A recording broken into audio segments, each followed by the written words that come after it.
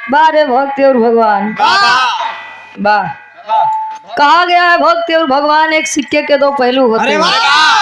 भक्त बिना भगवान का कोई अस्तित्व नहीं है और भगवान बिना भक्त का कोई अस्तित्व नहीं है। क्या भाई एक छोट सा वीरा हमारे तरफ से भक्ति रस से आसान और पूर्ण विश्वास बा कहानी में आनंद आए। कहानी शीशा के जैसे चमकत रहे, साफ हो जाए। आओ गुरु जी।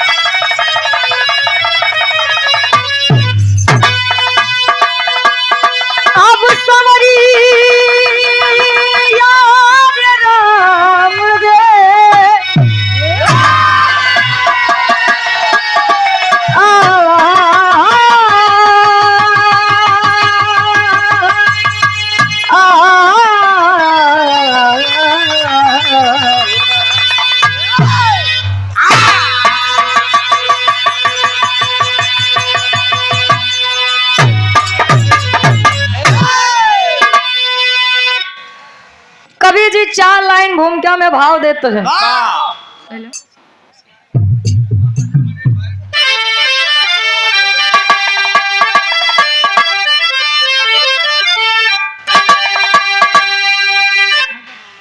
दिन कर की किरणें जब पड़ती थी तुझ पर,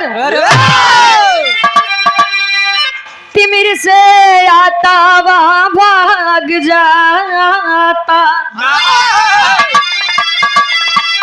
अमृत मरी बाड़ी संतों की सुन के, ज्ञानी अज्ञानियों में स्वयं जाग जाता। निज स्वार्थ करो लाख जब तप करो, अरे छलकती है उसमें भी असुरों की छाया।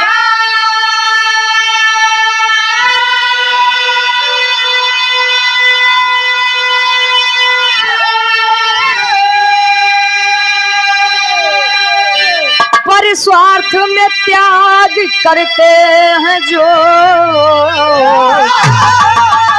वही भक्त भगवान को भी है भाई।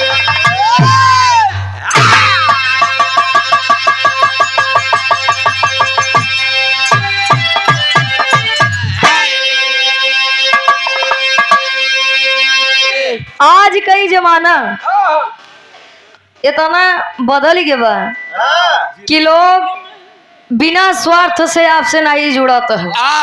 देखा था स्वार्थ से भक्ति चलत बा। मंदिर पे पहुंचन गेटे जैसे पहुंचेन माई माई ए बाबा ए भोलेनाथ हमार जना प्रधानी जीत जाते 5 किलो लड्डू चढ़ाई दे। हमार लड़के सरकारी नौकरी पाई जाए, आए आई के दर्शन दीदार करब, साथे झंडा चढ़ाब। वाह भक्ति भाव भजन नहीं करत हा, बस युक्त ही मार लगिया मांगन मांगई तो भक्ति कौने काम के का करब। दुनिया अपन फायदा देखत। बड़ी बढ़िया गजल के संकेत करते हैं कवि जी।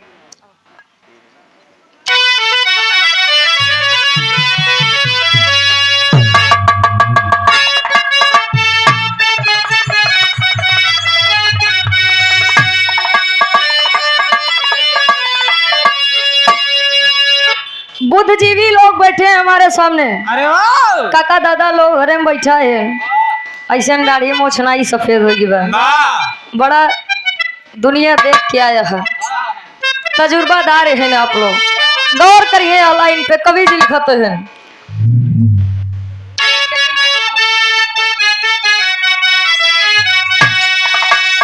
जिंदगी में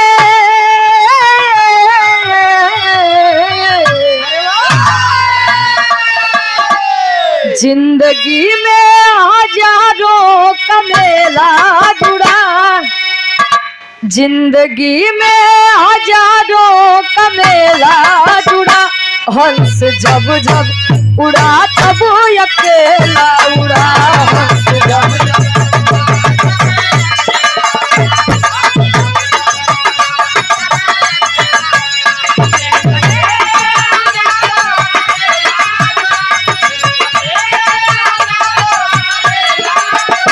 हंस जब जब उड़ा तब अकेला उड़ा, हंस जब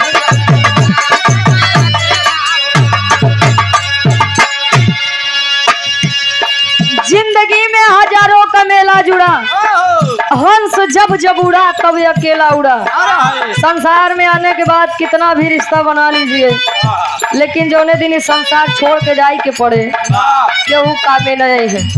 लेकिन भाव पर आप लोग गौर करेंगे,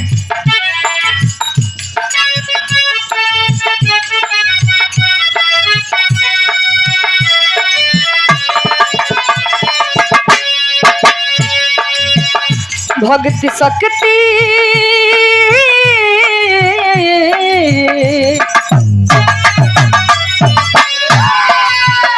भक्ति शक्ति का फंदा है ऊंचे जुड़े,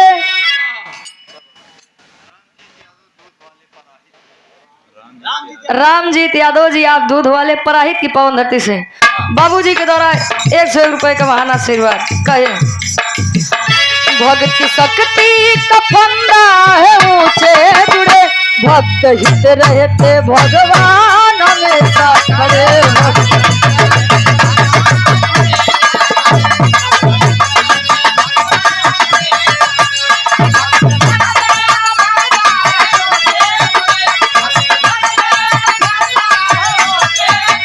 भक्त हित रहते भगवान हमेशा खड़े।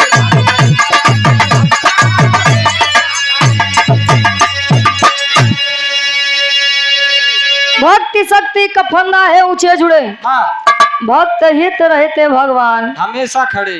जे निस्वार्थ भाव भजन करे वो। हमरे बिरहा के कहानी के शुरुआत यहीं से बा। कैसे?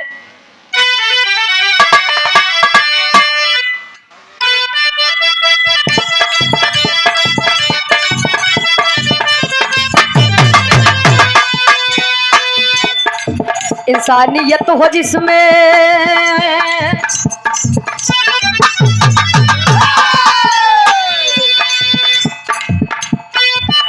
वाह, इंसानियत हो जिसमें सच्चा इंसान है, उसके लिए तो सारा जग ही जहान है।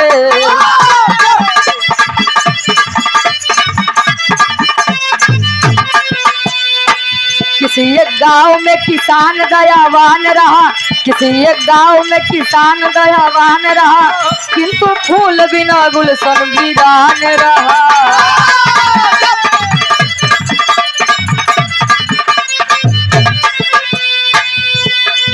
देवसी नारद का मृतलोक में प्रस्थान हुआ,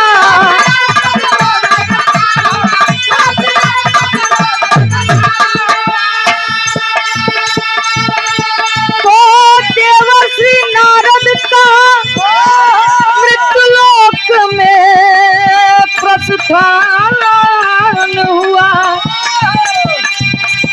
आए किसान घर अब यथाचित समान हुआ।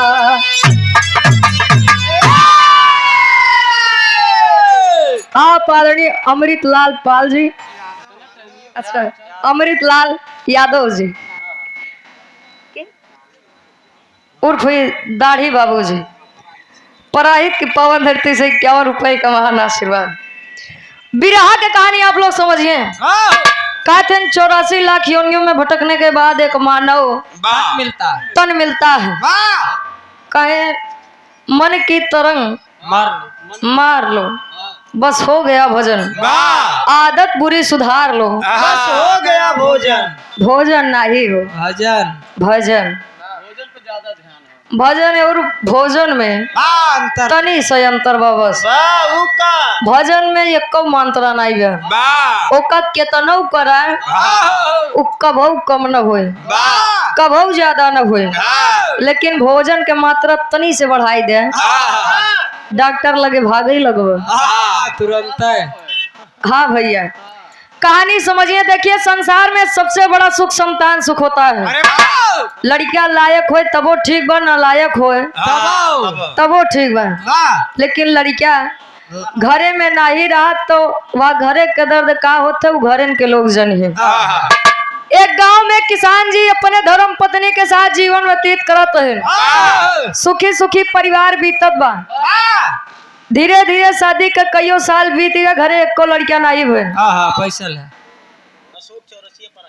आप आदरणीय परम सम्मानित बाबूजी अशोक चौरसिया जी पराहित की पावन धरती से 51 रुपए का महान आशीर्वाद।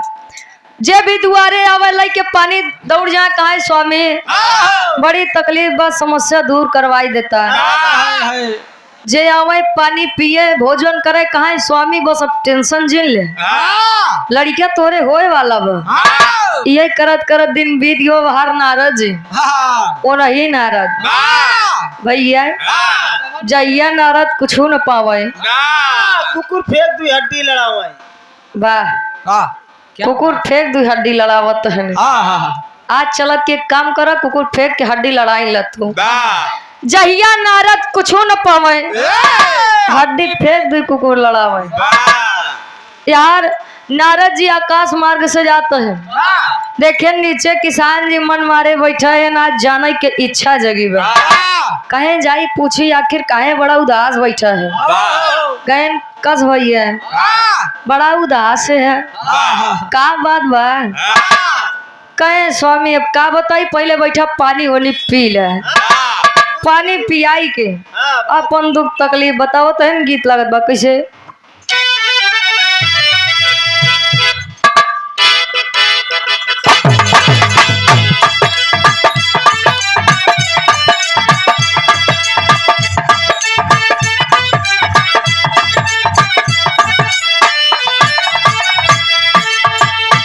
देखा प्रेम काका दादा हरेन करत रहे भैया। आज और पहले वाले के प्यारों में अंतर हो गया। आज तो मोबाइले में 24 घंटा लगा है। पहले वाले खुर्सी निशान मारे जाते। खुरपी के निशान काहे मारत रहे हो? जब घाम में आदे छाए आगे तो जान ले तो के आवे। अरे वाह, ढेर जान कहाँ रहा तो। आशिक कहे का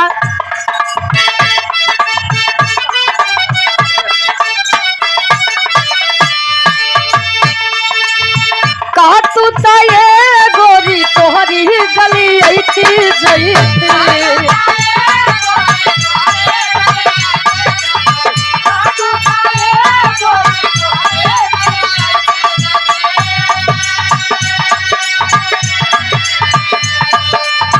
कहा तू ताये गोरी तोहरी गली ऐती जईती।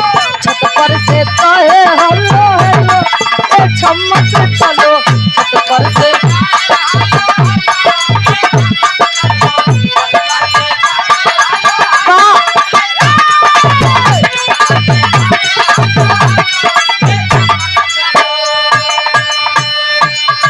लेकिन विराह पे आप लोग गौर करिए। नारद मुनि से किसान जी कहते हैं, काहे किसान बाबा मुनि के समनवा हो।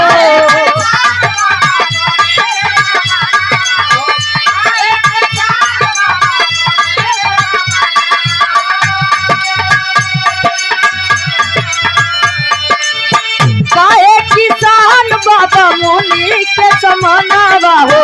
गोदिया में नई खेला लनवा तू बतिया सुना।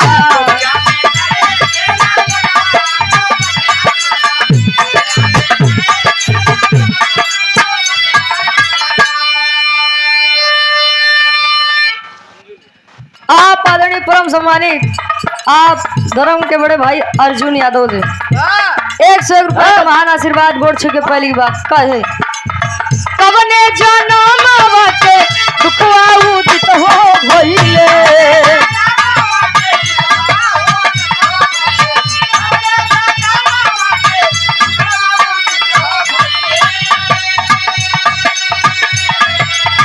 रूठे विधाता दया तनी को न कइले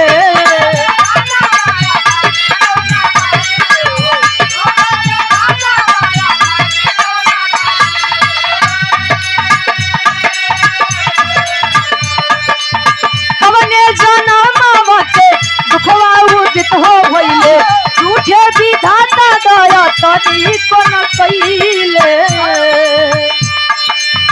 दिन रात तोड़ा पे समनवा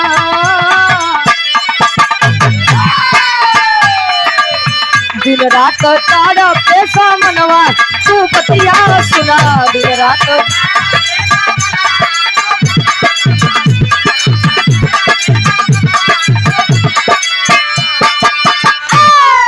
आप आदरणीय श्री दिलीप कुमार शर्मा जी तिलौरा की पावन धरती से 51 रुपए का महान आशीर्वाद गौर करिए आप लोग नारद मुनि कहा तो स्वामी तकलीफ कयन जवन भाई आप सबके दया दृष्टि से सतीश यादव बोर वाले एक से एक आप आदरणीय परम सम्मानित बाबूजी सतीश यादव जी बोर्ड वाले बोर करे। अच्छा बोरिंग करत थे आप हाँ, बोरिंग करे थी लोर करे थी पाई बाबूजी के द्वारा इस भाव को समझते हुए 101 रुपए का महान आशीर्वाद एक स्वर में सबके नमस्ते प्रणाम स्वीकार हो तनी यारे बात का गौर करिए आप लोग नारद जी कहन बसे तनी छोटी बाती बड़े परेशान है तोरे कोनो लड़किया नहीं गई है के दुख बा जान ले अब तोहारी अर्जी एकदम सही जगह लगी है कहन कहा कहन हम विष्णु जी के इतना बड़ा भक्त है संसार के सबसे बड़ा भक्त है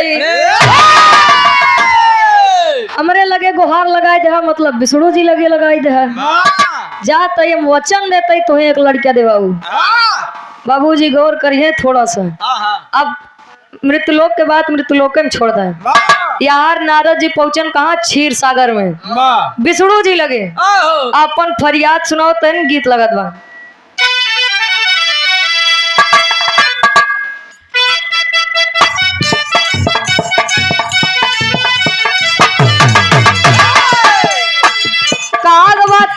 चरित्र दैवो न जाना मेहरारू का गुण तो भगवानों नहीं समझ पाए आप सब तो बहरहाल इंसान है भैया लड़कवा कहे नइखे हुजूर कोनो लइकन के गलती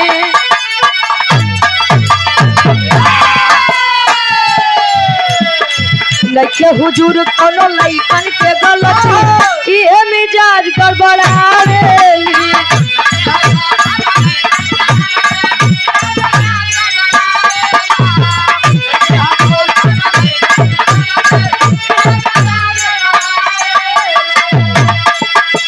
लेकिन भाव पर गौर करिए आप लोग विष्णु जी के लगे नारद जी पहुंचत तो है बीड़ाधारी विष्णु से जाके बीड़ाधारी विष्णु से जाके सारी बात बतावे ले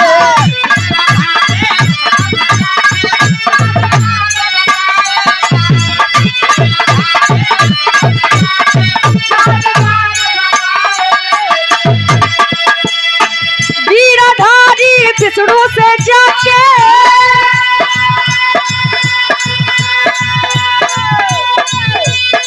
सारी बात बतावे ले ए स्वामी बेटा किसान के सुंदर लाला नवा बेटा किसान के सुंदर लाला नवा अपन रज सुनावे ले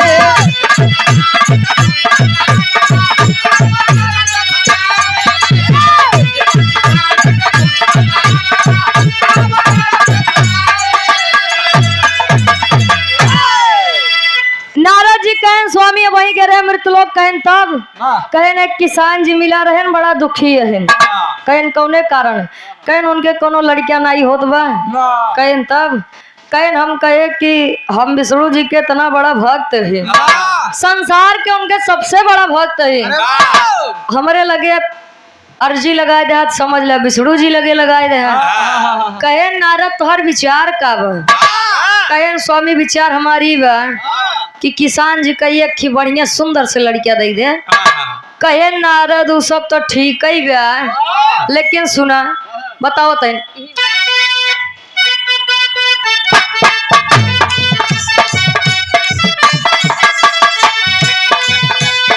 देवर्षि नारद के सुन के बतिया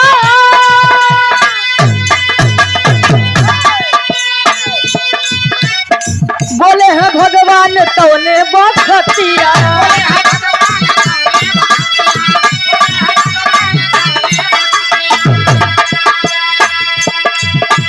लिखा नहीं है लाल भाग्य में, लिखा नहीं है लाल भाग्य में, अपना रज सुनावे ले।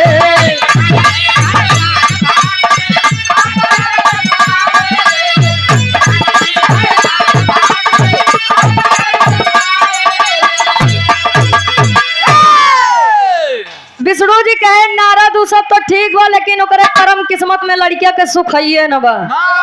कहे न प्रभु ऐसे न भेजती न करवावा, हमरो कुछ लाज रख लिया, वचन दे के आए ही। राठौर सुनहरा, राठौर बाबूजी सुनहरा की पावन धरती से 21 रुपए का महान आशीर्वाद। कहे बाबूजी हाँ जी, मेला कमेटी की तरफ से इस भाव को समझते हुए 201 रुपए का महान आशीर्वाद। एक स्वर में सबके नमस्ते प्रणाम स्वीकार हो। कहन स्वामी इज्जत हमार चली जाए, बारे पहले कई मरद। और पुनः इस भाव को समझते हुए अर्जुन यादव भैया जी के द्वारा 101 रुपए का महान आशीर्वाद। पहले के लोग काव कहत रहन का करे के बाद हो पाई अमल करत रहे। आज वाले सुबेरे काव कहत है, संझक कहाँ पहुँचत है, इनका ये नहीं सब जान सकत है। भैया बाजे जमाना डिजिटल इंडिया हो गया है। हाँ, उसे जमाने के हिसाब से बड़ा सही हुए। यहाँ ढेर सत्यवादी बने, बहुत ठीक का कह रहे, सीधा उतने बना जितना काम चली जाए। नारद जी कहे स्वामी बड़ी बदनामी हुए, वचन दे के आए। कहे नारद एक काम कर, कुछ दिन मृत्युलोक अब जावे न करे, रास्ता बदल। अब बाबूजी क्षीर सागर के बाद अब हरे ही छोड़ दे। धीरे धीरे समय बीता, किसान जी के दुआरे अलग जगावत है। भाव में गौर करिए, किसान जी के दुआरे महात्मा जी अलग जगावत है। का जगह है? अरे जय रोटी देता है बेटवाला, ए बाबू जय रोटी देता है बेटवाला, कहाई है वरदान बाजे रोटी देता है बेटवाला।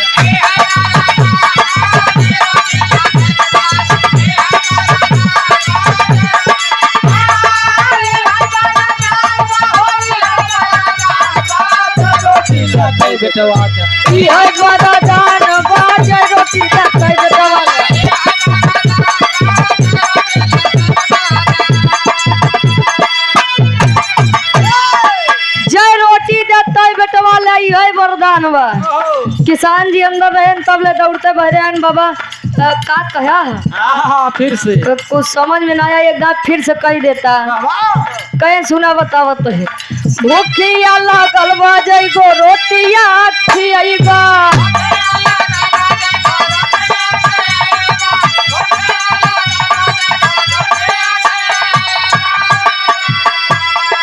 जय रोटी तय लाल उपहार में पैबा,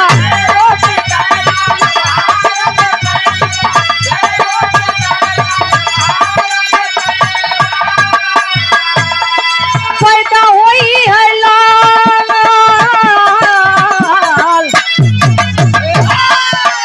अरे पैदा हुई है लाल, बनल विधि के विधान बाज रोटी देता है बेटवाला।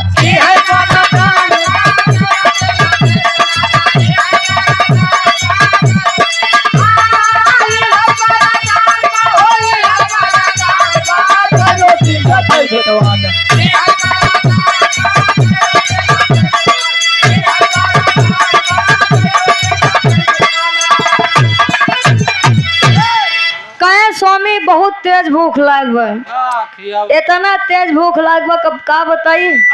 अगर कुछ खिया देता आत्मा तृप्त हो जाता है, आशीर्वाद दे के जाए जे रोटी खियौता तोरे तय गदेला होते है।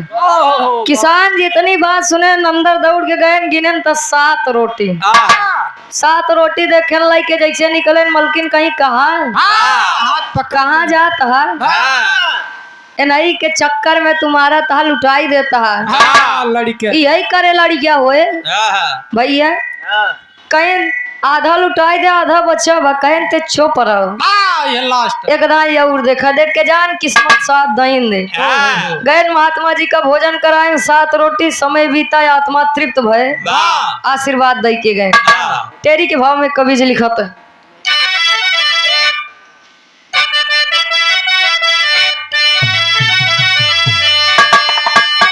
भक्ति की शक्ति भारी पड़ गई। अरे भक्ति की शक्ति भारी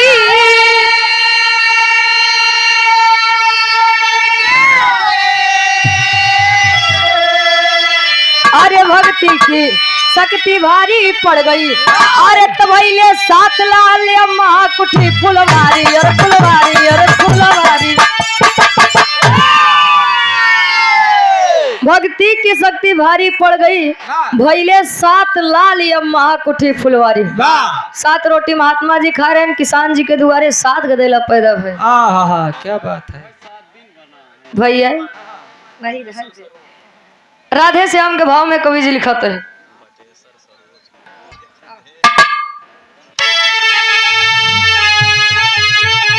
अरे प्रेम देख निज भक्तों का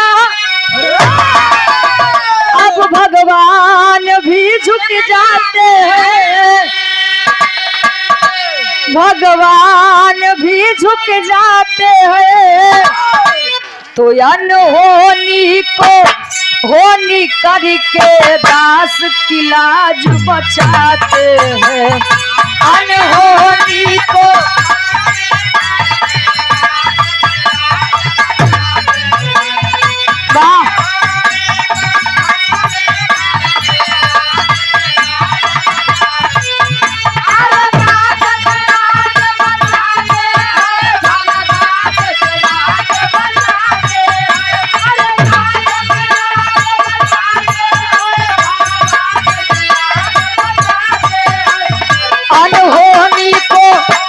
करके दास की लाज बचाते हैं, अनहोनी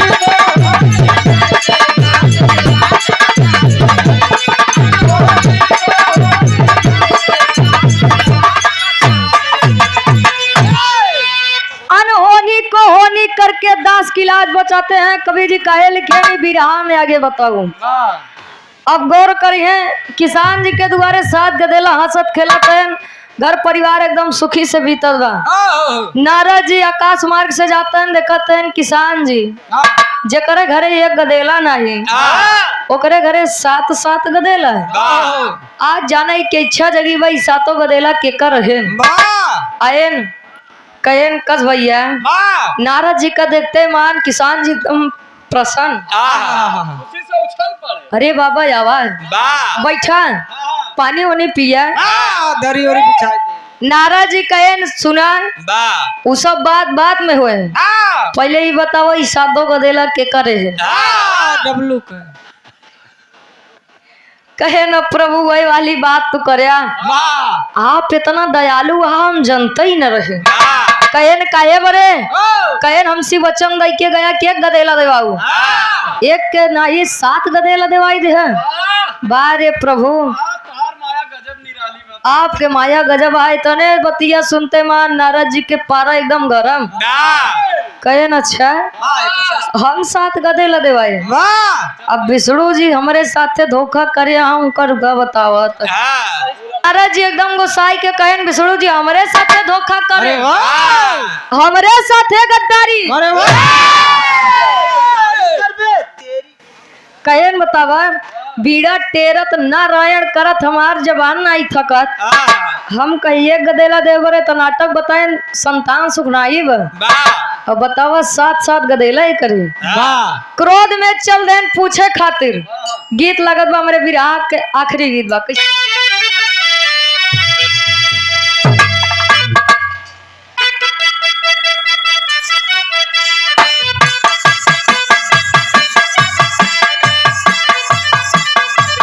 कोनो याजिक अपने मासुका के तारीफ करल बा।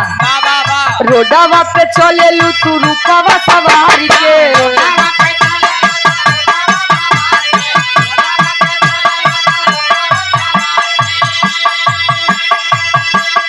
ए हो केतना तारीफ करी सूट सलवार के।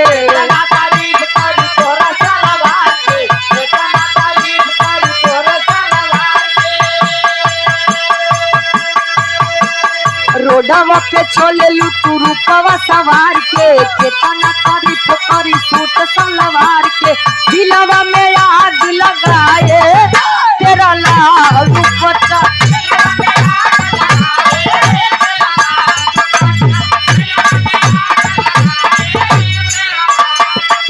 लेकिन गौर करिए चले नारद मुनि तब क्रोधवा बढ़ाई के।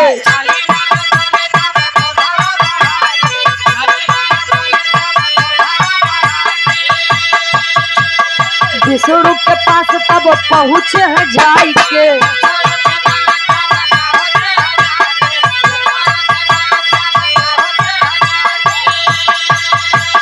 चले नारद मुनि तब क्रोधवा बढ़ाई के। विष्णु के पास तब पहुँचे हैं जाई के। प्रभु जी से बात बतइबे सोचे मुनि रैया। प्रभु जी से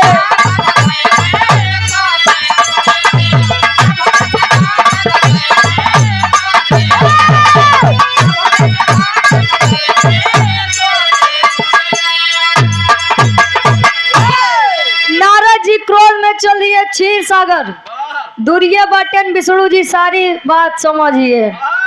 कहे ने आवा नारद आवा आवा ए नारद आवा। इतने माया रचायन लागन ही लइका पर। नारद जी पहुंचन कहन प्रभु नारायण नारायण यार नारायण करें कहन प्रभु कहन बोला नारद कहन प्रभु सब छोड़ा कैसे बड़ा अटक अटक बोला अभी तो आप फंसाता का बताई नारद लागत भाई बच्चा बोचब न कहे स्वामी ऐसा काहे कहता है। प्रभु अपन रहबा सृष्टि के देख रेख आप करत है तो सृष्टि चले कैसे कहे नारद एकर बस कई उपाय तनी से आप लोग यार कहानी समझिए। कहन हमार बच्चे के बस एक उपाय कहन का कहन जा जे संसार के सबसे बड़ा भक्त होए हमार वही के आंखें के खून लाई के दे दे हम पी ली एकदम ठीक हो जाए। नारद जी कहन बस तनी छोट बा भैया लेन चाकू कटोरी पहुंच देन मृत्युलोक में। मृत्युलोक में आवत जेका देखा तन तनी के तिलक चंदन लगाए बा एक लगे कटोरा चाकू ले खड़ा पापट के भाव में कवि जी लिखा था कैसे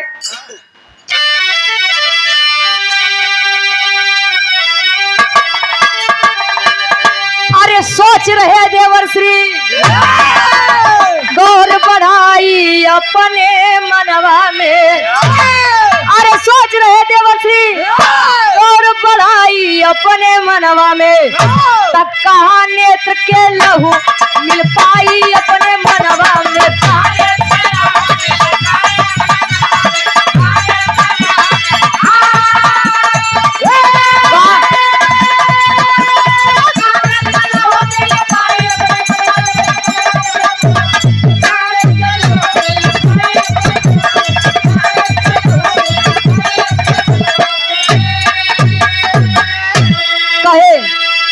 तो दर दर भटक रहे मुनि नारद हाथ में पात्र उठाई हो तो पूर्ण हुई ना मन की मनसा। तब संत पे बात जब आई हो अरे तो बतिया सुन के सोचे नारद जी अपने मनवा में, तो बतिया सुन के सोचे अब नारद जी अपने मनवा में, तब कहा नेत्र के लहू मिल पाई अपने मनवा में। नारद जी बाबूजी जे का देखत हैं तनी के तिलक चंदन लगाए बा केस भैया विष्णु जी के भक्त है। अब जे का फेंकई बा लंबी लंबी आई कहे ना रे पूछा जी उनसे ज्यादा हमसे क्या भक्ति करते न हुए कहन का कहन जब ले उनका एक लोटा जल ना चढ़ा दी तब ले हम खुद ही जल ना ग्रहण करी। कहन अच्छा जब यही बात बा तब विष्णु जी के जान खतरे में पड़ी बा। कहन तब कहन वही अपने आँखी के खून दे दे उन पी ली एकदम ठीक हो जाइए। कहन अरे प्रभु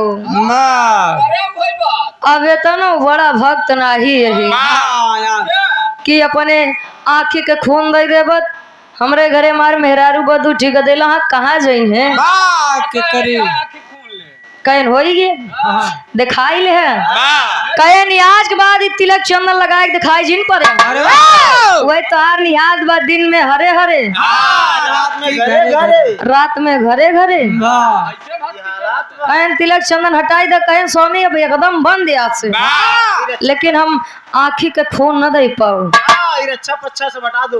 धीरे धीरे बाबूजी 2 दिन बीत गो पहुंचन कहाँ जौने महात्मा के आशीर्वाद से किसान जी के साथ गदेला पैदा हो रहा गहन कहन भैया विष्णु जी के भक्त है। कहन देखा बहुत बड़ा भक्त तो नहीं है लेकिन छोटी मोटी भक्ति कैली थे संध्या सवेरे जे बाबूजी महान होते वो अपन बखान अपने मोहे कबो नहीं करत अजय का बस हुए बड़कई बड़कई फेकईन के बाद तो का कहबा आप लोग समाज में है देखत है कि कितना सही बोलत के कितना झूठ बोलत। किसान जी से कहन मतलब महात्मा जी कहन बहुत बड़ा भक्त नहीं छोट मोट भक्ति करी थी। कहन देखा आखिरी उम्मीद आप ही बचा है विष्णु जी के खून का जरूरत बा वो आखी कहीं अगर दे देबा वो पी लिए तो ठीक हो जाइए नहीं तो अब विष्णु जी बची है ओची है इतना सुनते मान महात्मा जी करत इनका आल्हा के भाव में कवि जी लिखत है।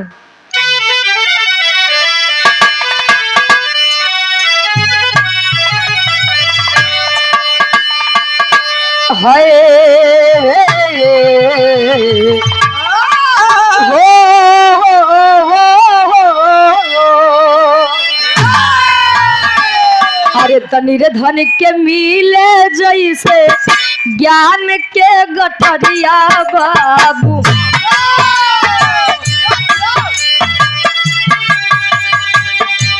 मनवा के ललसा सब गाइल बापूरा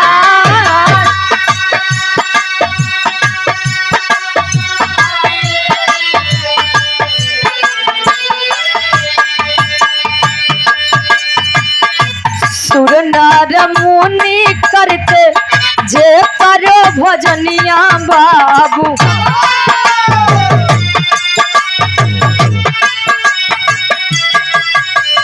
संकट में फंसे दुनिया के पालनहार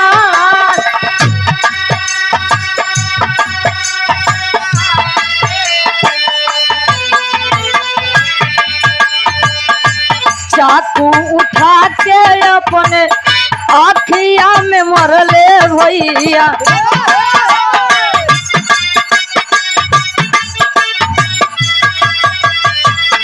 चुभी गई चाकू बड़े खूनावा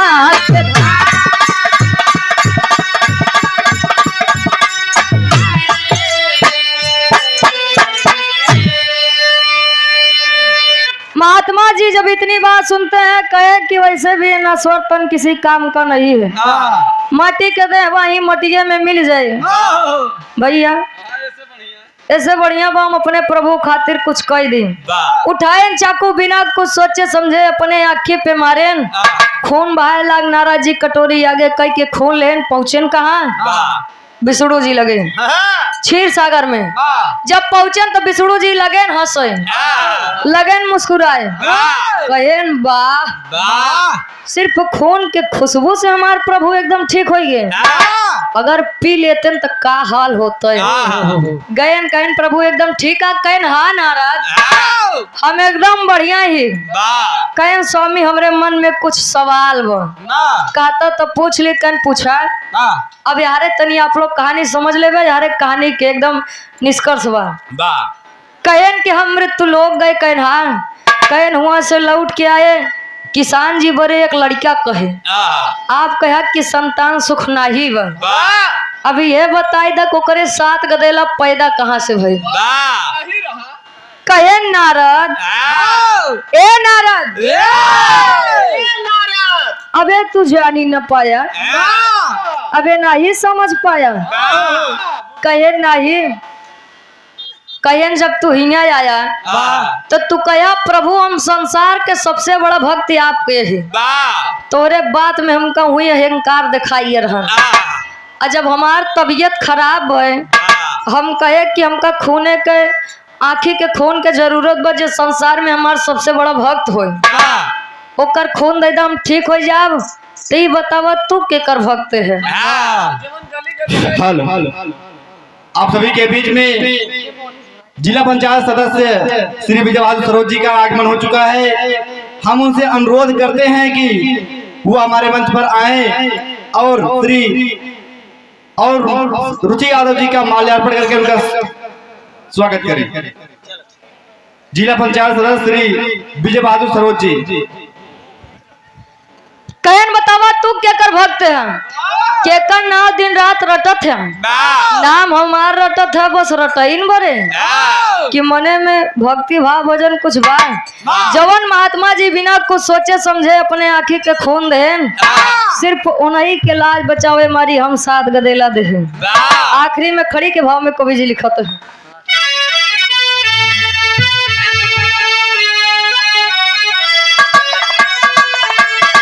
अरे भगवान विष्णु हंस के करे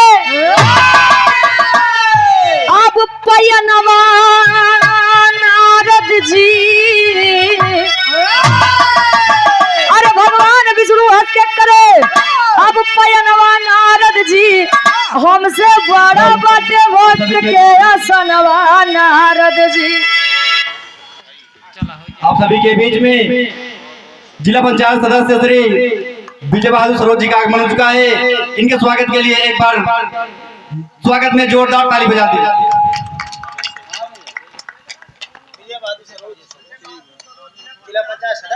जिला पंचायत सदस्य आप परम आदरणीय बाबूजी विजय बहादुर सरोज जी, आपकी तरफ से सुंदर पुष्प पंखुड़ियों में गुथा हुआ हार 251 रुपए का महान आशीर्वाद। सपा के आप नेता हैं, आशीर्वाद के चाह रही एक बार आप लोग जोरदार तालियों के साथ स्वागत सम्मान कर दीजिए।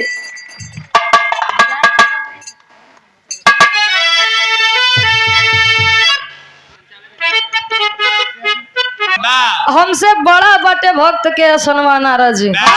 आज नारद जी का पश्चाताप है, आखिरी में कवि जी लिखा था,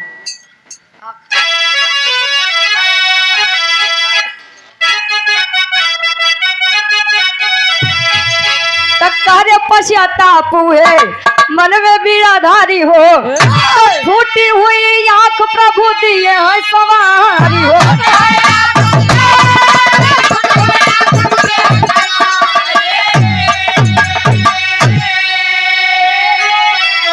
अरे खुल गईले तब ज्ञान के अब नया नवा नारद जी। अरे खुल गईले तब ज्ञान के अब नया नवा नारद जी, हमसे बड़ा बाटे भक्त के असनवा नारद।